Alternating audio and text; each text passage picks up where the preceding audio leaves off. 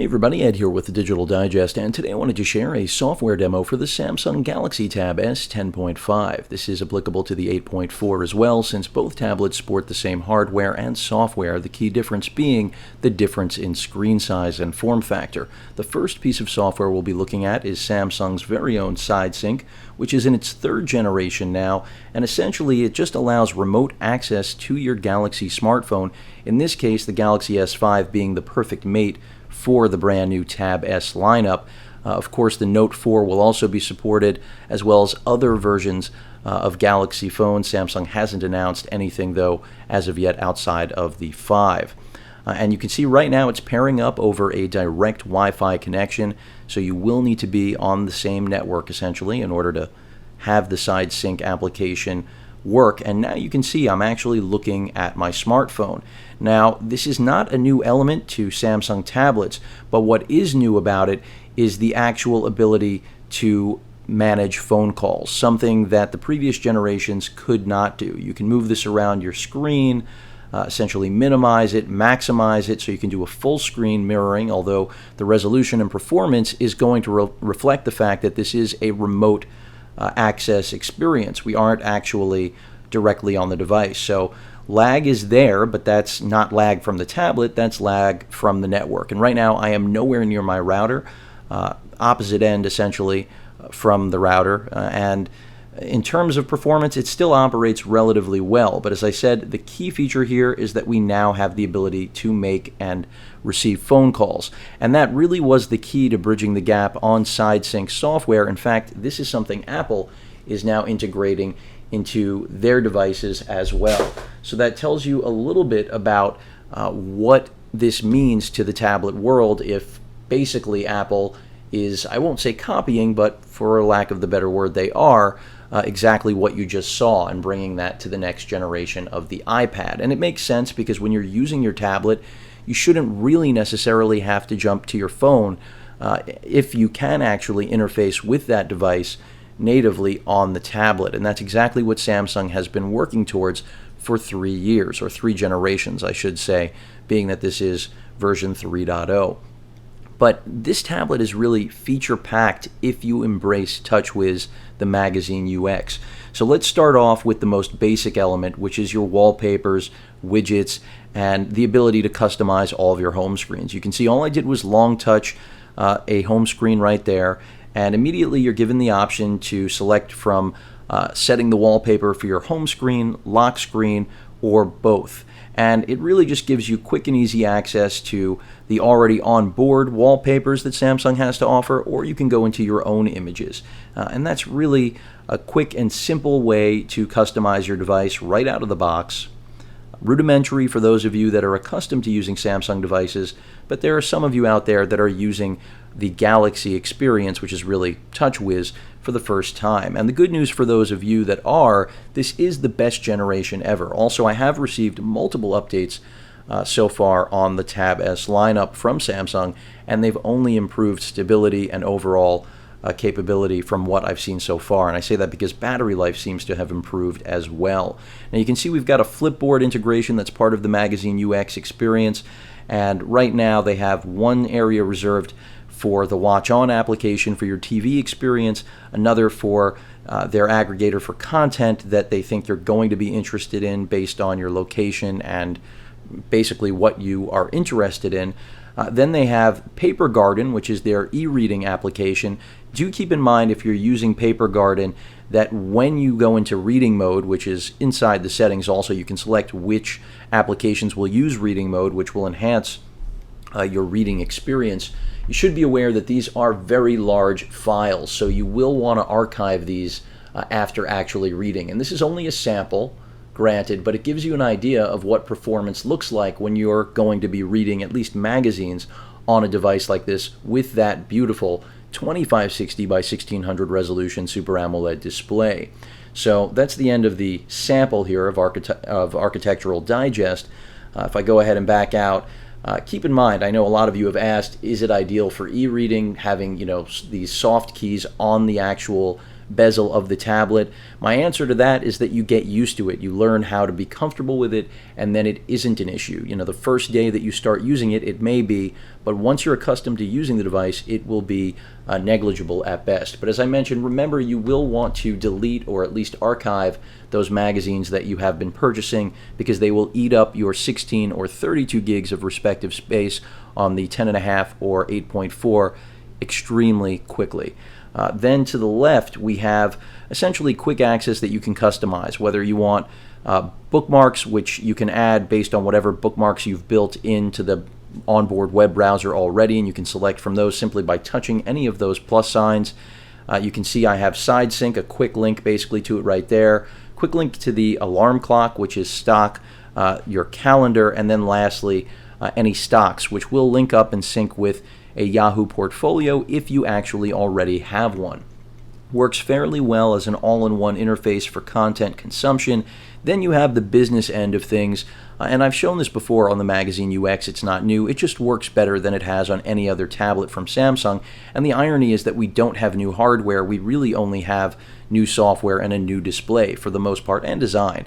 So here, quick access to your email, Handcomb Office, which really is an intangible for tablets these days, especially Android tablets, at least until Office does drop. And the fact that it's included with basically all of Samsung's products now does make it really one of the best experiences, in my opinion, for replacing Office. And if you haven't tried it, I suggest that you do. Then you have basically all of your calendar control right here, access to your calendar, as well as scheduling any events. And that pretty much rounds things out. You can quickly jump into your application launcher, and you can customize this to your heart's content. It's very easy to do that. Every manufacturer gives you different ways. You can see right here that you can essentially quickly download applications, change the view type. So that's really easy to do.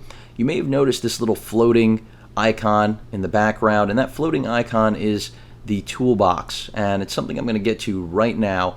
You can basically place this anywhere you want. This is another S5 feature. It's not new or native. Let me change this wallpaper since it's not the best to have.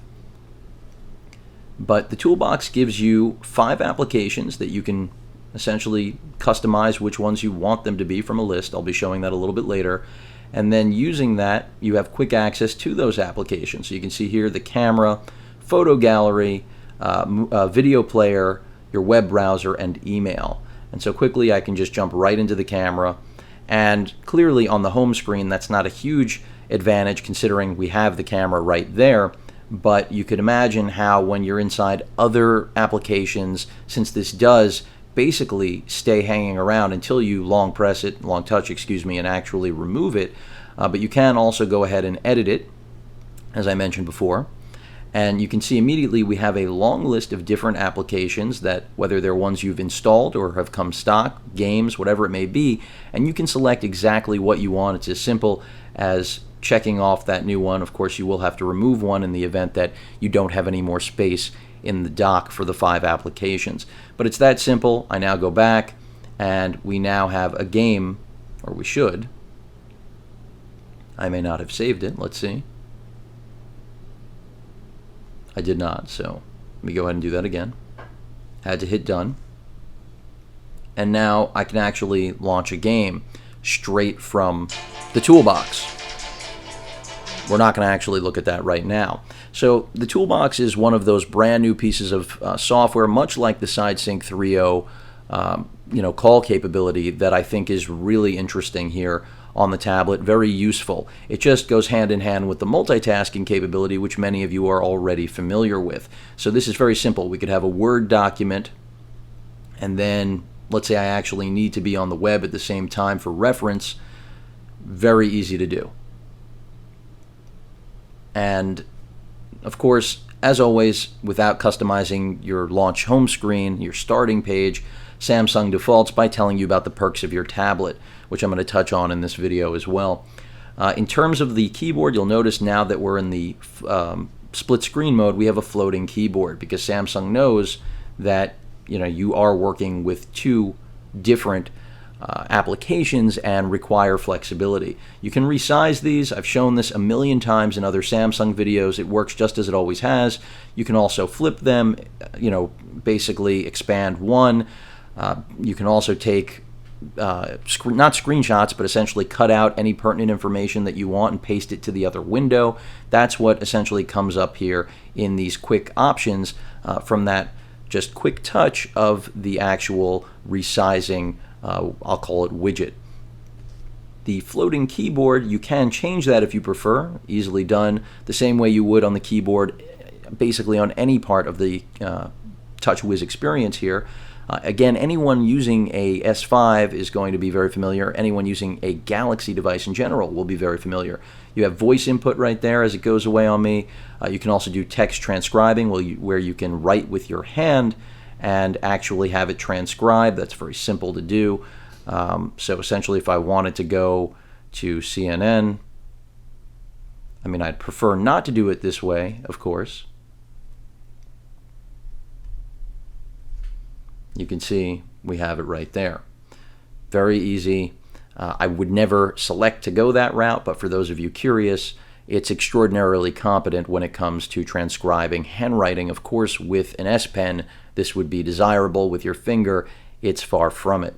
But it's just something to be aware of. Multitasking works great on this tablet. You can see right there, I've got a Word document ready to go. And you can do pretty much anything you want. Of course, you are going to be hitting that wall at two applications rather, because you would need to step up to Samsung's larger 12.2-inch Note in order to get the 4-window capability. You can completely customize this as well for those of you that are curious. It does come stock with a list of different applications, but you can easily edit those applications right here just by hitting edit. And essentially you can see a list will populate of what you actually have on that launcher, and you can go ahead and customize the different options. You can also create tandem options as well, things that you know you're going to want to run simultaneously together. So right now, by doing that, you can see a little bit of hand holding there. I've created an application launcher there for the browser as well as Hancom's essential replacement for Microsoft Word. And I have the ability now, if I go home, to, with one touch, launch both of those applications instantly. Bring me right back to that multitasking experience that I was already enjoying. So very cool. This is not necessarily new, but it all performs, again, better than it has on any other tablet that Samsung has made, and that's because of the software build, really more than anything else. Beyond that, I already mentioned cleaning up Paper Garden. It's going to come with the territory. Netflix looks amazing on this device, and that's because one huge advantage beyond color saturation that Super AMOLED delivers and overall vibrancy, terrific viewing angles, deep, real, or I should say realistic, blacks. And that is something we do not get from any IPS or clear type, whatever it may be, display that the rest of the competition sports. And even though a lot of those displays are gorgeous, they simply do not put together true blacks the way Super AMOLEDs can deliver. You're pretty much always going to be looking at a gray color rather than black, unless you're using a Super AMOLED. So that's something that is critical in my opinion. Also, it does seem to fare better in bright sun. Not that I tend to use tablets in bright sunlight, but for those of you wondering, now you know. Other interesting things in the software. It's really all what's under the hood, as you already know with Samsung, and how quickly you gain access to it. I already showed you right here, we're looking at essentially quick access to a whole host of different tools within the system. So whether you want to go directly to your Wi-Fi, a long touch will do that. We can check the performance of my network right now. Again, nowhere near the router. We're getting 351. In the same room with the router, I get a little under 900. So very strong performance from the AC connectivity on board this dual band capable device when it comes to Wi-Fi, if you have a router to accommodate it. And I have to say, I'm not a particular giant fan of what Samsung's done here. I feel that they have so many options that and settings and features that it does become difficult for them to manage all of them. And that's what you end up seeing here, is that as well as they do it and as many options or ways that they give you to essentially customize the way things look and feel, this is where we kind of hit a wall. And that is why there is a search feature. If you notice that magnifying glass, it's because they know that sometimes you're not going to want to go through the lists, and that's why they do give you the ability to just do a quick search to find that feature that you actually want. Now, I still have the transcribe keyboard. Let's get it out of here. I went to numeric there accidentally. And it's still giving me floating. Let's go to select the actual type, which you can go with a split, floating, or normal. Of course, I prefer the normal because I do find that, once upon a time with tablets, we needed a split keyboard. Those days are pretty much over, especially with bezels like this. I don't really have a problem reaching the center of the screen. I think most of you will agree it's not a problem if you actually demo one of these and use it. And the keyboard, by the way, is very good stock. I also remember the day when I had to always use a Swift key replacement. With this and many other Samsung devices, that of course is not an issue. But essentially, you can search whatever it may be. So if you wanted quick access, you don't have to do any menu diving.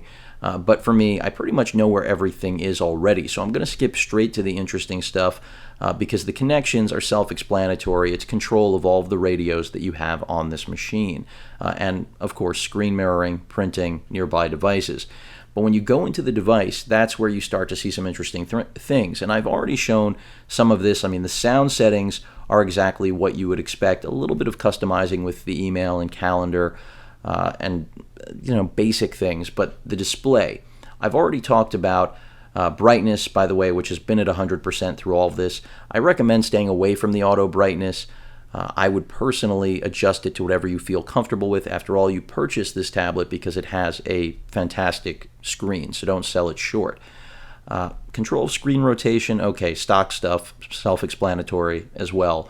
Smart Stay, now that's one of Samsung's features that essentially is going to determine whether or not your eyes are making contact with the display and make a conscious decision on whether or not it should continue operating.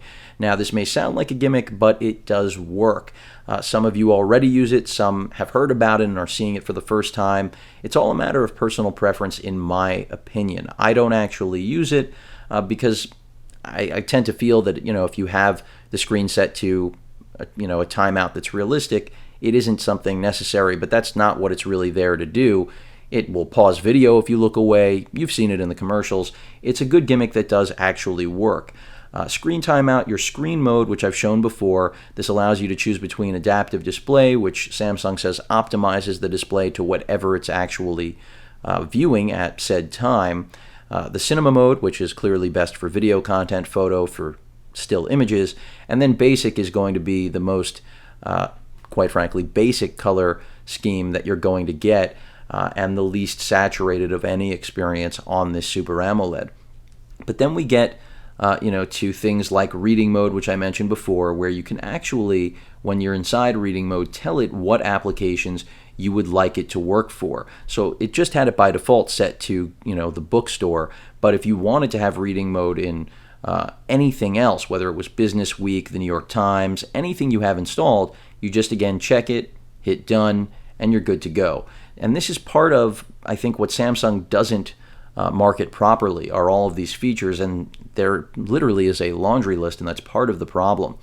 You can also adjust the screen tone, but I don't recommend using that. It's just another auto power saving move that once you find what your usage and power battery life is like, you're going to find a sweet spot on your own for the most part. But when it comes to wallpaper, again, basic, I basically was showing that at the beginning. The lock screen, this is where TouchWiz is a great thing for some of you, and that's because you really can create a lock screen exactly to your likings. And I say that because you have the ability to integrate any shortcuts you would like. You can see I have that turned on right here. You also can put on a custom name. That's not anything unique or brilliant, but certainly useful to some. Your unlock effect, you can choose between a variety of different animations. But if you turn on any sort of true security for your lock screen, keep in mind that you will lose that animation. So if you plan on using the fingerprint, some of you, by the way, are probably waiting for that demo. Essentially, all it's going to do is tell me to swipe my finger 8 times for it to record an image, and they're going to even show you how they prefer you to do it. Now, they showed this same method on the S5. I ended up using my thumb and swiping this way.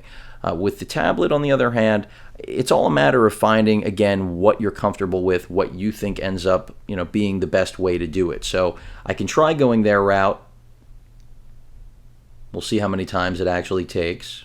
It's telling me to wipe the home key. This is why I don't use it, by the way, is because performance is inconsistent. Sometimes it works, sometimes it doesn't. It's one of those things that if you really require it, great. Otherwise, I would say pass on it. See, now it's basically prompting me. I'm not going to go through this. It works. It's functional. A lot of people want to compare it to the fingerprint scanner on the iPhone. To me, it's really not a necessary element in any way, but it is one of the new features of the tablet, and it is part of the software, and that's why I just showed it off. And essentially, it will unlock the tablet. Keep in mind, you can also use your voice to unlock this tablet, as well as take photos. If you go into the camera settings, something I did not mention when I did my update on this tablet is that you do have the ability to turn on voice control. And you can see right there, it tells you the exact voice commands that you can use. Smile, cheese, capture, shoot, record video.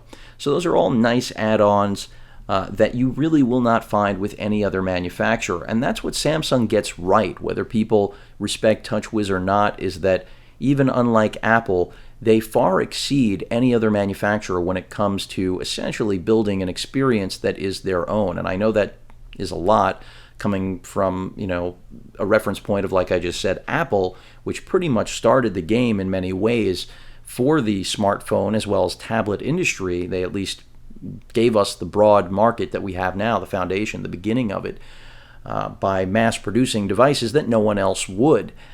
Here, though, we have the maturation of Android, even in a way Google doesn't necessarily like, and that's because we have software that goes far above and beyond what Android does typically.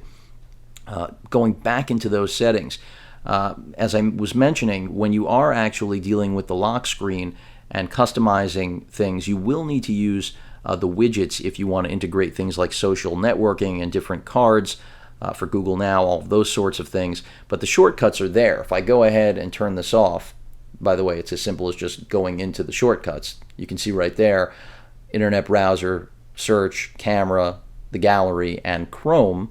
And you can change these very easily and actually turn it off altogether, but it is on right now. So if I go ahead and turn the tablet off, bring it back on, you can see we have quick access to all of these things. So if I go ahead and drag up Chrome, we're in Chrome. The same applies to all of the other applications that you just saw there. It's that simple. So really, this is just yet another thing. It's not groundbreaking, but when it comes to convenience, quick access, this is what you want out of a tablet. The whole point you're picking up a tablet is that you're going to get to data faster that you want to than you would with a computer. That's the whole reason that anybody buys a media consumption device like this, the iPad, or any other best-selling top-of-the-line tablet that's out there right now. So as you can see, another good feature in my opinion, certainly not for everybody, and even though I'm going through this giant software demo, there are many of you out there that really don't care about this and are going to want to put your favorite launcher on top of this and ditch TouchWiz altogether. But I thought it was important to highlight what is actually useful. So now we're looking at, as I mentioned before, the quick access to the long list, the full list of different tools that you have in your notifications menu. And you can customize this just by hitting the pen. I've shown this before in other demos. And you can even get rid of the brightness and volume. You may have noticed that's another addition that they've integrated beyond the S Finder and Quick Connect. Right here in the notifications, we actually have brightness and our sound settings. So you can get rid of that if you desire. You can see now it's gone. You then also have the ability to turn off what Samsung recommends with regard to your quick active buttons. But you can also just change whatever you want from order. It's just a long hold touch, and that'll switch the order. If you want to pull something off, I wouldn't necessarily pull off the ultimate power saving mode, which I'm going to demonstrate in a moment. Touch sensitivity, if you want to be able to quickly turn on a higher level of touch sensitivity in case you're in cold weather using gloves, that's a great feature. That's what it's designed for. Another software element that Samsung does that they were the first to do. And quite frankly, everyone is playing catch up in terms of the standards that people are starting to come to expect on experiences like this. And that's because Samsung has done so much, even if some of it has been haphazard and hasn't always worked as we would have liked it, no one else has been as comprehensive. And that's where, as I mentioned, catch up is being played. So you can customize this however you want. I'm going to go ahead and bring power saving back up here.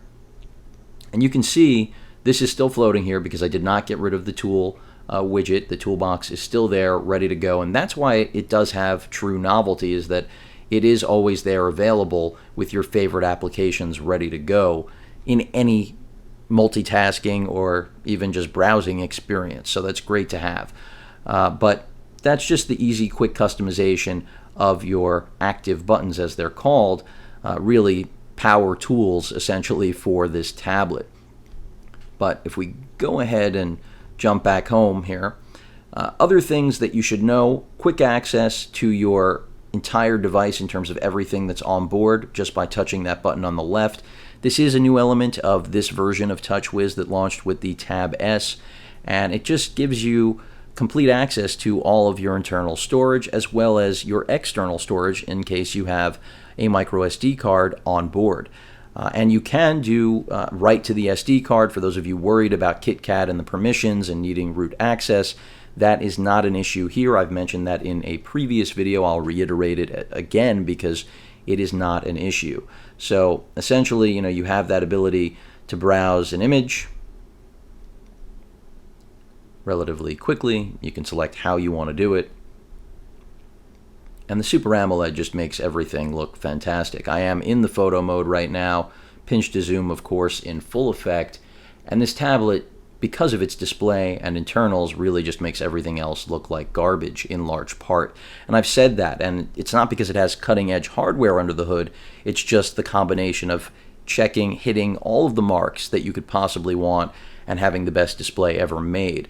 So it doesn't really compromise or cut corners in any real-world way. It's really an improvement in every way, in my opinion, which is exactly what I've been reporting to all of you in all of these updates.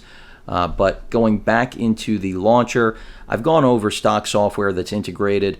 I haven't mentioned the fact that now we have Galaxy apps. Samsung ditched their hub, renamed it the Galaxy App Store, and here they recommend essentially applications that go best with their tablets, both free and at cost. This is where you'll get all of the Handcomb updates that don't actually come installed for all of the different entities within the suite for their Office software. But jumping out of the Galaxy apps, many will consider that bloatware, and I understand full on why. S-Voice is something I do not use, but again, you can do things like wake up the tablet, a whole wide variety of commands. This is another piece of software that has been maturing with time, that when it started out was really just a knockoff in many people's eyes, but now, as you see I take it through this little tutorial, it's going to show us exactly how it works. And I will go ahead and give you that. S-Voice is activated when you say "Hi Galaxy," or when you tap the mic. Let's see how that works. Hi Galaxy. I thought I was going to do the demo. You can ask a question or give a command while the mic is active. It's not an interactive demo, clearly. Today's weather. S-Voice then processes your request. Going to stop it there. I mean, it sounds awful. This is one area where they may have put together a very good companion piece of software, and you can change the voice on that, I'm pretty sure. Again, I don't use it, so I can't really speak to its full capabilities, but it has a tremendous amount going for it if you do utilize it. And those of you that already do, feel free to chime in the comments and let other users know about your experience with it. Let's talk about WatchON, because I've mentioned it but I haven't shown it. You can see I have it right here, and essentially once you've input, I don't know what it pulled up here, but once you've input your actual zip code, your cable provider, you then will also have the ability to set up your equipment. It'll ask your television. It's as simple as pointing the device, the infrared blaster, which is located up at the top, at your television and your cable box, and Samsung will essentially figure out the codes without you having to do a thing. So they've taken what used to be a little bit of a process and really made it as simple as it could possibly be, and it works. This is exactly the layout I get with my Sony 4K television and my Time Warner cable box, and it works. That's it. And essentially on the left, you can see it will, as I mentioned, pull from your cable provider what is on. Recommended, featured, you have on demand, what's on TV, essentially. You can go straight into the guide. It'll give you everything based on, of course, what you would expect, time. And you can sort that. You can do a lot of different things with this. It's a great piece of companion software. Another good example of Samsung knowing that they have to cover every base, especially since they do sell TVs, right? I mean, this makes sense. Much like the companion software for the Galaxy phones, the SideSync, they have to really, if they're going to be the best in the business, they have to cover every angle. Again, that's why SideSync is something now that Apple is emulating, even though many dismiss SideSync as frankly being useless, but other than in concept. But other things to note, jumping back into the settings here. Multi-window, of course, you can turn on and off, and as I mentioned before, you can customize what you have in that multi-window experience that is just as simple as a swipe from the right side of the screen. Your notification panel, I already took you all through. The Toolbox, again, a great application. In my opinion, one of the best additions, as simple as an addition as it actually is, because no one else has done it. And don't be shocked when you start to see others do it. Yes, there are other things similar to it, but nothing exactly like this. And that's where Samsung continues to set some standards for those of you that do enjoy TouchWiz. Of course, again, I know there are many that do not. Although I would wonder why you would have made it this far in this video if you don't like it.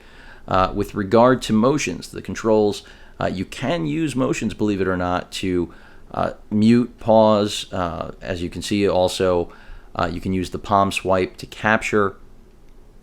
I mean, these are things that to me are far more gimmick-oriented than anything else that I've probably mentioned through the course of this software review. In terms of accessibility, essentially, you have what you typically expect, but then, Samsung does go a little bit further.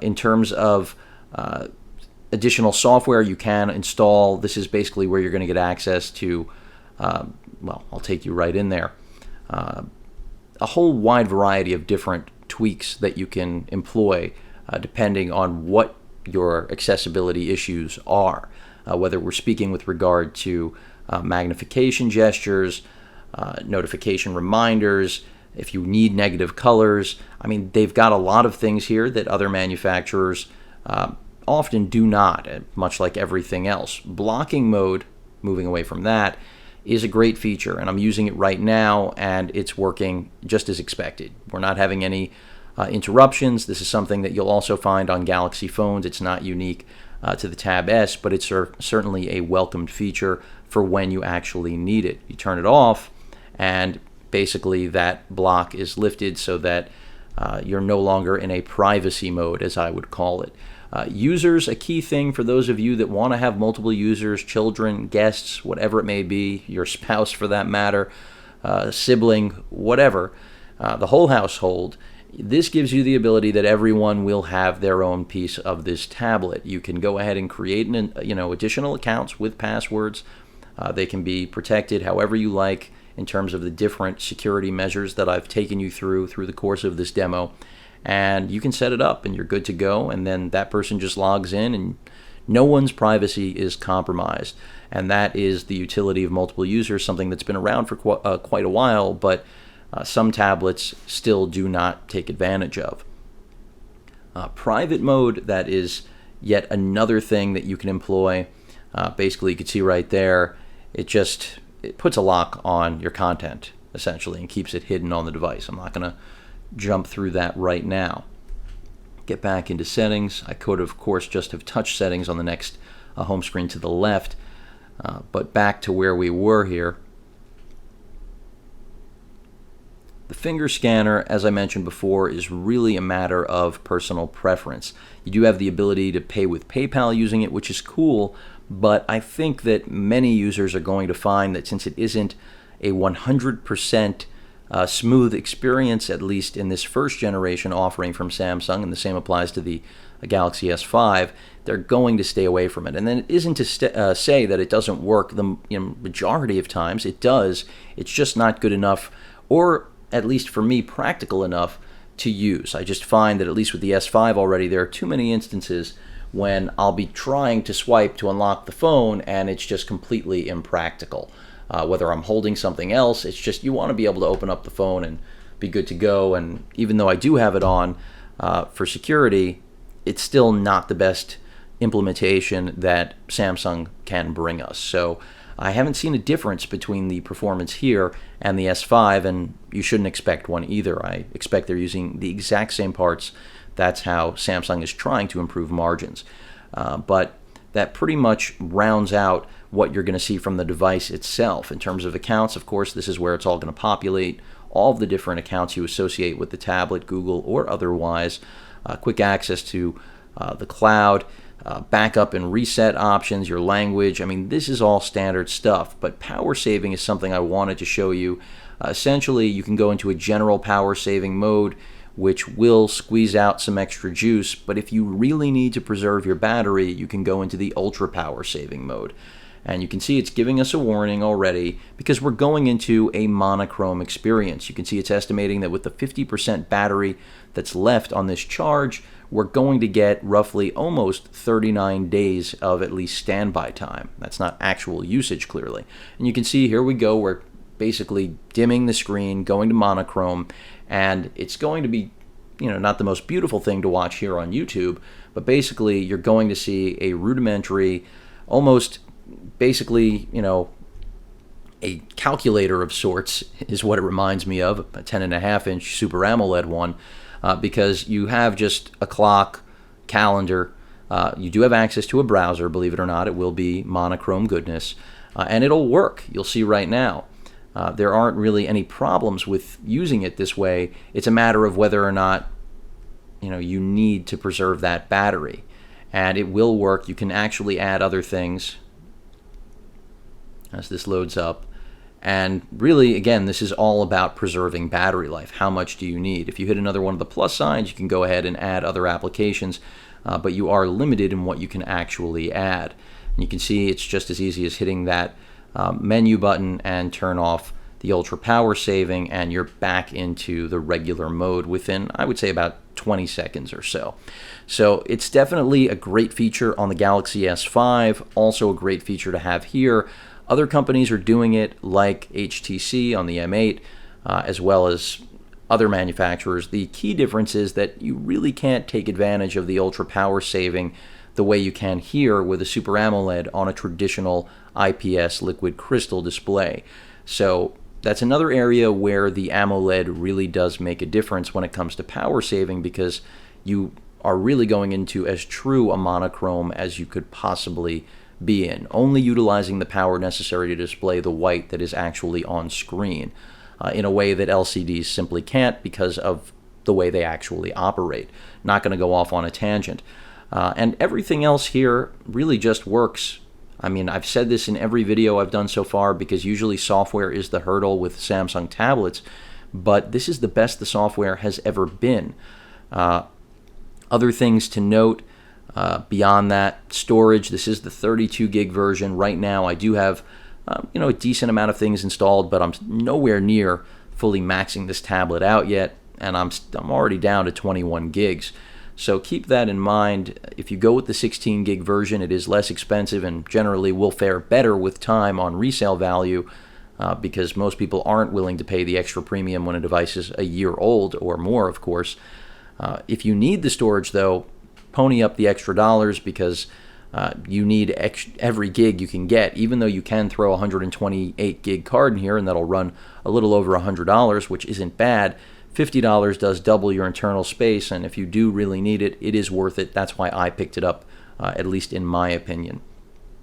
When it comes to security, I'm not even going to touch on what Samsung's been doing these days. They've switched over from Knox now to dealing with allowing Google, which is definitely a good move in my opinion. But essentially nothing to touch on here that I feel is essential to most users, 8 out of 10 at least. I'm also not going to get into unlocking this device, at least developer options, I mean, not unlocking the actual device itself, or rooting today. If that's something that you all have interest in, go ahead and drop a line in the comments, and that's something that I would certainly consider. The application manager gives you quick access to controlling basically every app you could possibly want. Whether you want to stop it, clear it, uninstall it, you have that ability. So that's what this does. It's not unique. It also has a default application manager for literally that, for what's going to be on your TouchWiz home screen. You can see right there, you can clear that out if you decide to. And this is all part of maintenance on your tablet from time to time. Your contacts, email, gallery, internet, your calendar. I mean, you have the ability to do quite a bit of customizing here that is expected. And that's why, it's all application related. S-Voice. You can actually hide offensive words if you choose to do so. And as I mentioned before, waking up the device, you can do that with S-Voice. So essentially, I can wake up the device with those phrases you saw before, hi Galaxy. So it's a good thing to have if you desire it. I mean, I certainly got accustomed to being able to wake up my Moto X with my voice, and I miss it. So it's nice to see it here, much like on the S5. Those are things, I mean, even being able to take pictures and video, you're not going to see that with any other device out there, really. And any emulation of it is going to be just that. I'll go into advanced here so you can see what's there as well. But a very rich experience, I have to say, and that's why when people do throw away TouchWiz, I understand where they're coming from, but they give up a lot. And that's not to say that once you put a new launcher on there, you don't still have access to all of these features. You do. It's just not necessarily going to be incorporated exactly as Samsung had intended. So it's a matter of personal preference, clearly. I have stuck with TouchWiz. I most likely will, because thus far I haven't seen a reason to abandon it, believe it or not. I mean, once you have this tablet rooted, you can pretty much do anything you want with it, and it is the media consumption king right now because of its form factor, hardware, and most importantly, that 10.5-inch Super AMOLED display that just makes everything look like washed out last-gen garbage. I've said this throughout every video, and I will continue to reiterate it. I don't really care for Samsung's video player because there are better third-party ones out there. A lot of people have been asking about playing back 4K content. I don't know why you really would want to. I mean, I understand where you're coming from. You've got a great 2K display here. 2K content you can play back. 1440p. 1600 is another story. I mean, 1440 is the standard on YouTube that would be ideal for this resolution.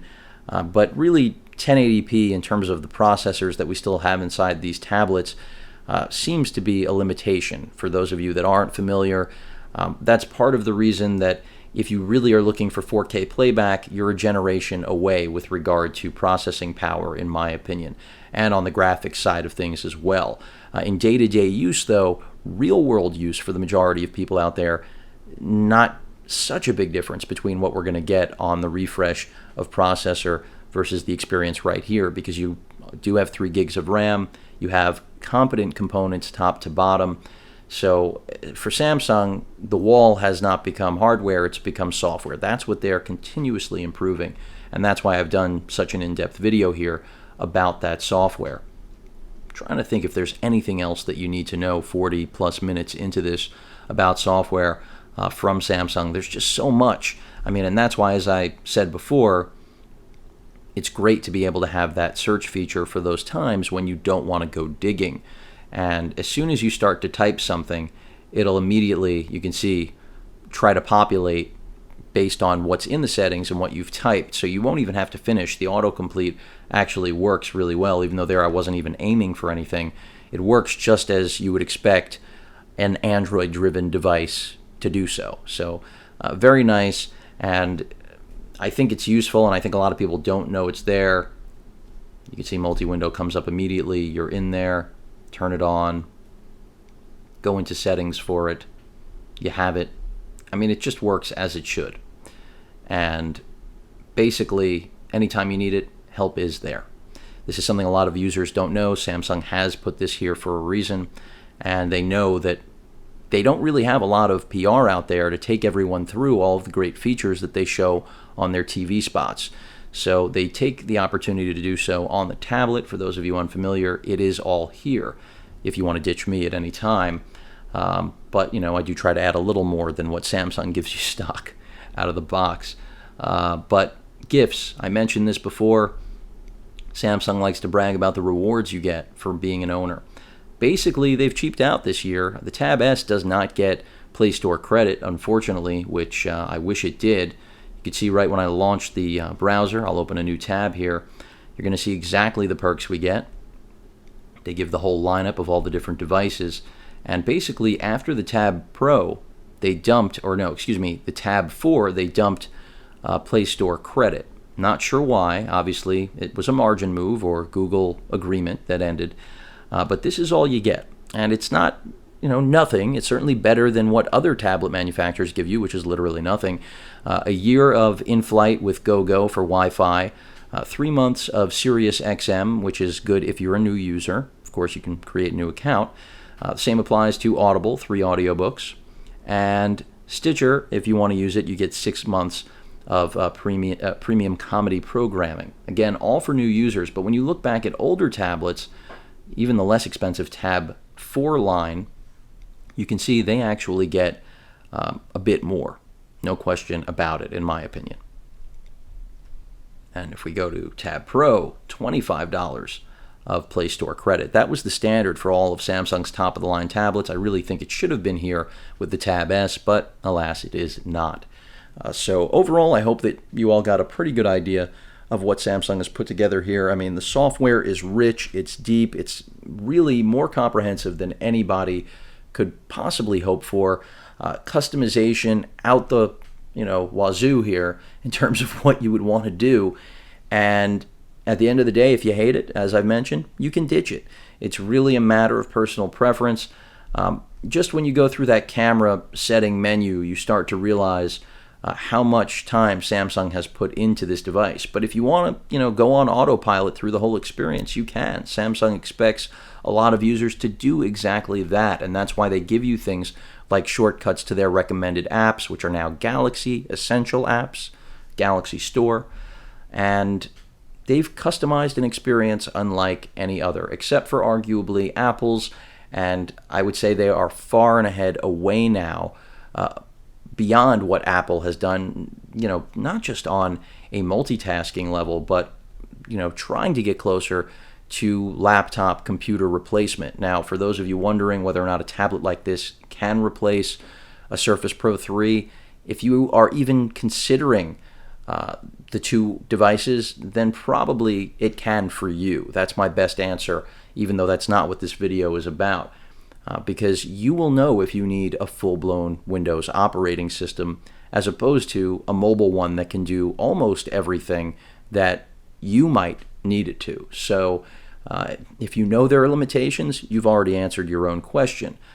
But if it does basically fill out, or I should say check every mark that you need personally, then you know already that this is going to suit your needs. And battery life is solid. You're looking at a good, I would say, 7 to 9 hours, depending on screen brightness and the tasks that you actually push it. Are you gaming? Are you jumping into the latest and greatest titles? And if you are, then battery life is going to reflect that. But otherwise, both the 10.5 as well as 8.4 Tab S right now really do represent the best offerings with regard to hardware, software, and overall build quality. I mean, I haven't seen anything across the 3 devices I have here.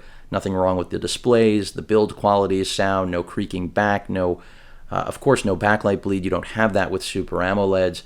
No dead pixels. Another thing you're not going to see with Super AMOLEDs. So just really an uncompromising experience, in my opinion, all at £1 here with the 10.5-incher.